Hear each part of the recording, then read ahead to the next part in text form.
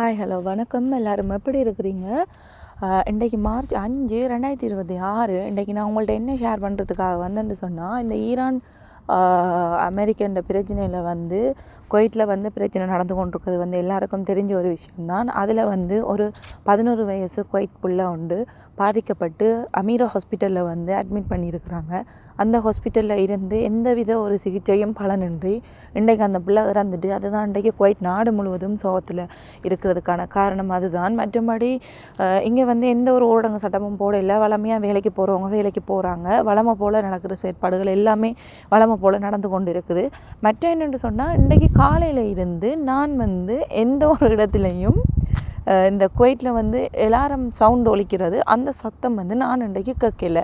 யார் யாரெல்லாம் குவைட்டில் இருந்து அந்த சவுண்ட் இன்றைக்கு மார்ச் 5ஆம் தேதி 3ஆம் மாதம் 5ஆம் தேதி யார் யாரெல்லாம் அந்த சவுண்டை கேட்டீங்க அப்படின்றது எனக்கு கமெண்ட் பண்ணுங்கள். இன்னொரு விஷயம், முக்கியமான விஷயம் என்னென்னு சொன்னால், அதை விட முக்கியமான விஷயம் தேவையற்ற விடயங்களை சோஷியல் மீடியாவில் ஷேர் பண்ணி குவைட்டி உட்பட 10 பேருக்கு மேலே அரெஸ்ட் பண்ணியிருக்காங்க. அதில் 3 பேர் பொம்பளையாக்களும் இருக்கிறாங்க, பொம்பளை பிள்ளைகளும். அப்படி சோஷியல் மீடியாவில் தேவையற்ற விடயங்களை பரப்புகிற ஆக்களுக்கு 3 வருஷ சிறை தண்டனை என்று சொல்லியிருக்காங்க. அதனால் எங்களுக்குமே வீடியோ போடுறது பயமாகத்தான் இருக்குது.